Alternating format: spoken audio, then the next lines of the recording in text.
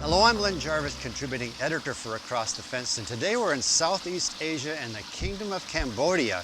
I'm joined by WCX-TV's Sharon Meyer, and Sharon, I think we and our viewers are in for an amazing adventure. No doubt about it. Well, after years of isolation and civil war, Cambodia became a monarchy in 1993, and already tourism has become their second revenue source, just behind the textile industry. And I just read that oil and natural gas deposits have been discovered here, and excavation will begin next year, undoubtedly bringing many more changes. I'm happy for the people, but then on the other hand, I'm glad that we're here now to see how things are before the petroleum revenues start coming in. So am I, so let's get started and see as much as we can, and we'll begin in Siem Reap in northwest Cambodia, gateway to the Angkor region. And the best way to explore is to climb aboard a gasoline-powered tuk-tuk with a driver who can show us some highlights of this city of some 300,000 people. The Siem Reap of today is barely recognizable from just 10 years ago. Its proximity to the Angkor Wat temples have turned it into a boom town, attracting visitors from around the world. Yet, despite all the changes, Siem Reap remains a safe, friendly and pleasant place. Our first stop was Riverside Park, a relaxing and pretty place on the banks of the Siem Reap River where locals come to relax and read the morning paper. Something was going on nearby, and I wandered over to see what it was. Two young men were enjoying a game of Chinlong, a popular sport in Cambodia with 6 players on each team. These two were practicing before they went to work. Back aboard the tuk-tuk, we headed down Silvatha Street on our way to the old market, known as Pasa Chas. 10 years ago, it was one of the only shopping centers for locals, but now with so many tourists, there's something for everyone. And I found a pair of cargo pants, perfect for the hot, humid weather here, and a large towel worked just fine for a changing room. The waist was okay, but the pants needed to be shortened. In a matter of minutes, they were measured and hemmed, and I was on my way. Returning to our hotel, I reflected on Cambodia's turbulent past. Just 30 years ago, Pol Pot was making his totalitarian dream a deadly reality for more than 1 million people who did not meet or agree with his communist ideals. Those terrible days are just memories now, and so much has changed. Our guide, Sarnek Ui, remembers 10 years ago when electricity first came to his village near Siem Reap. About 2002, in that village is no electricity at all, and the people have just the lamp or a little candle. So if they want to go outside, they need to carry candle or something, and the cobra were everywhere. But the cobra, it make noise when we go close to them. It's open the head and make noise, and people know the cobra, we are them.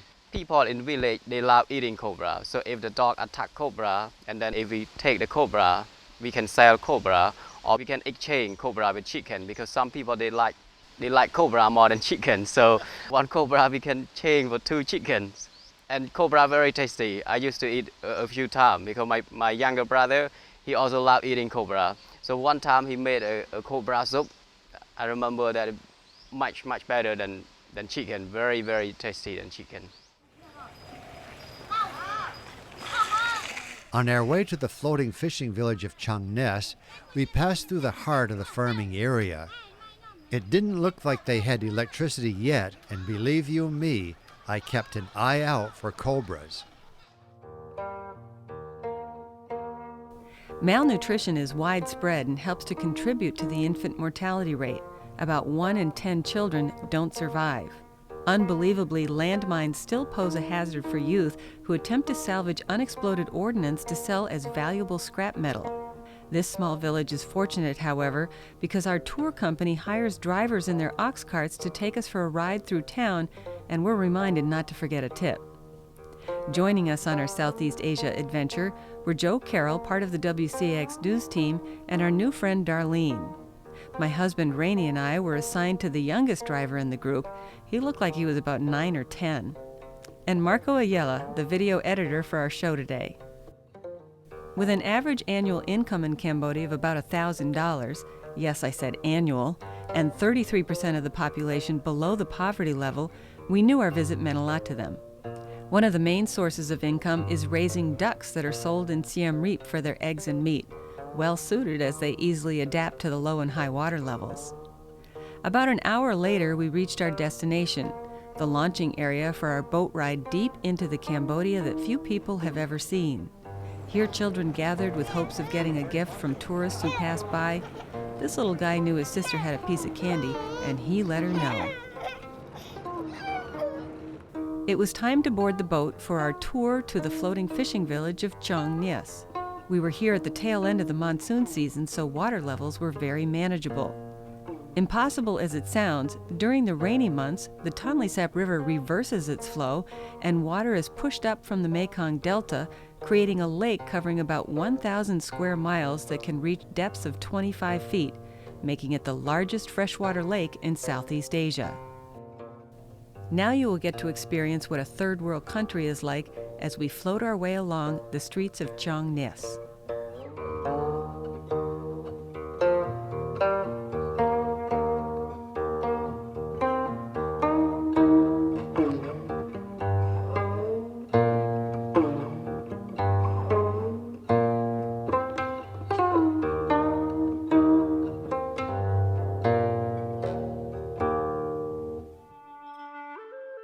Sanitary conditions are of no concern, and the river is the bathroom, as well as the water supply for the 2,000 people who live here.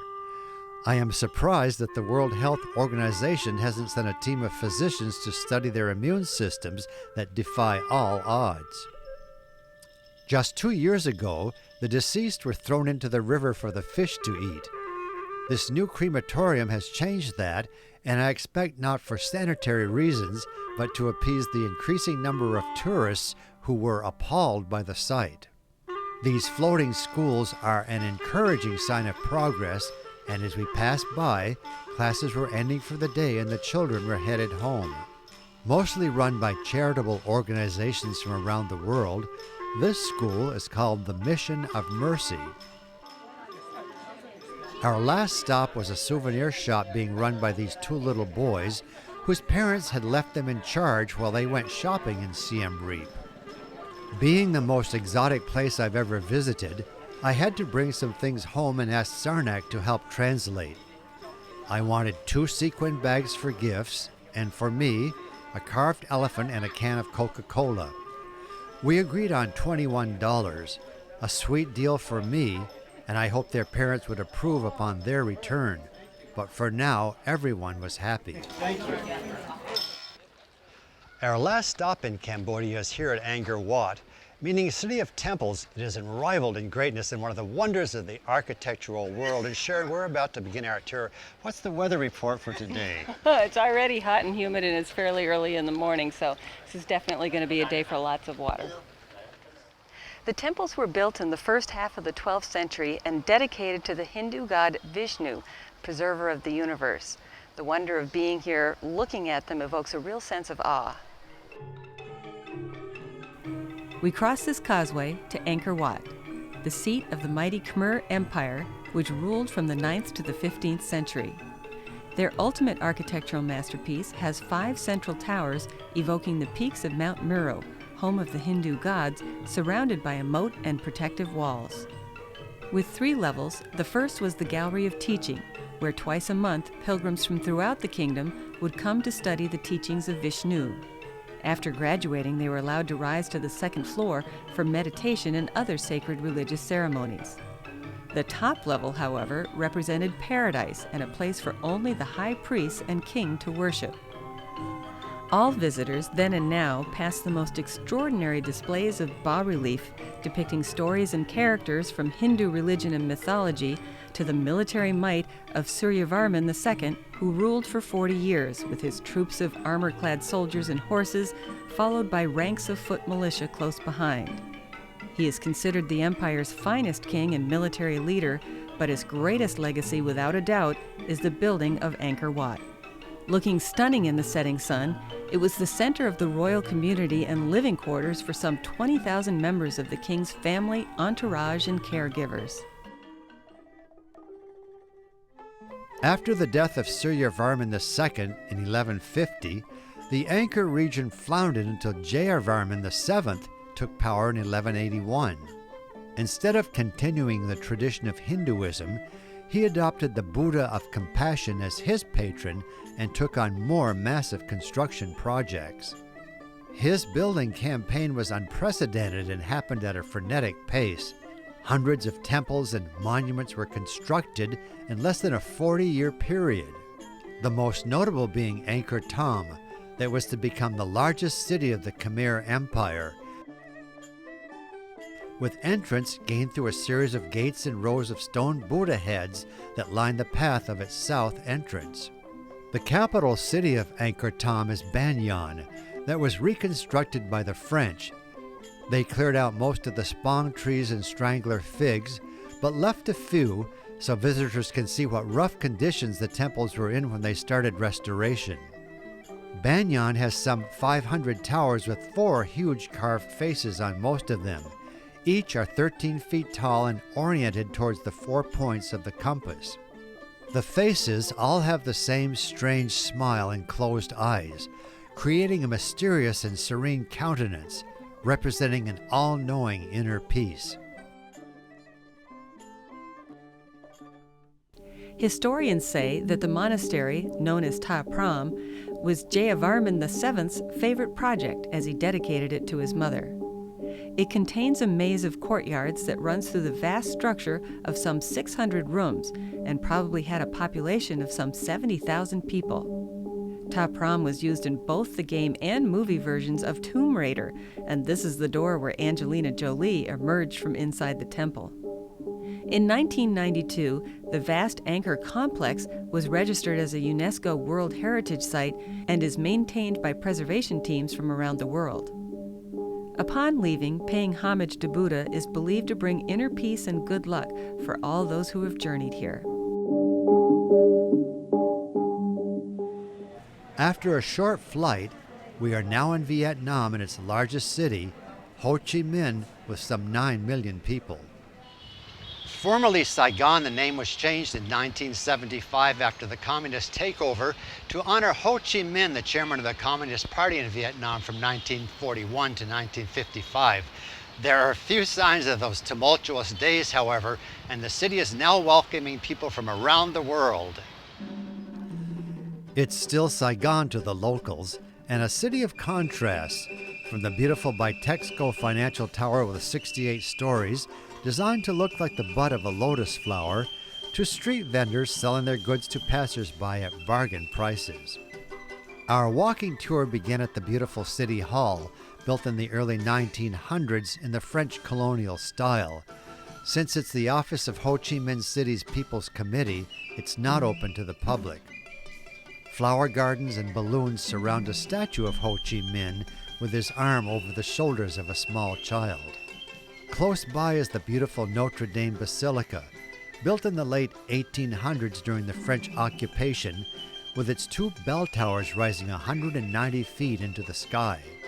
Since this was the end of the monsoon season, City Hall Park was a hub of activity, and wedding photographers were making the most of it. These little girls were getting ready for a Saturday afternoon performance in the park. And this group was being filmed for a television commercial to advertise the new amusement area. In a more quiet spot, these teens were spending their Saturday afternoon playing cards. As you can see, Saigon is a city of youth who have never known the consequences of war. Only their parents and grandparents remember April 30th, 1975, when tanks smashed the gates of their presidential palace, bringing an end to the war and the communist domination of Vietnam. Now the gates are open with daily tours for those who wish to step back in time and see the former center of the South Vietnamese government, which hundreds of thousands of Vietnamese and over 15,000 Americans died trying to save. Such a different and fascinating part of the world, and I'm happy we can share it with all of you. And Sharon, what have you enjoyed the most? Well, Lyn, I'm actually surprised at how much I've enjoyed every single minute of our trip so far, but I especially loved the floating fishing village, kind of a Southeast Asia water world. I've never seen anything like it, and I'll certainly never forget it. Tomorrow we make our way north to Hanoi with many stops along the way, and I hope you can join us for that. From Sharon and me halfway around the world, thanks for watching.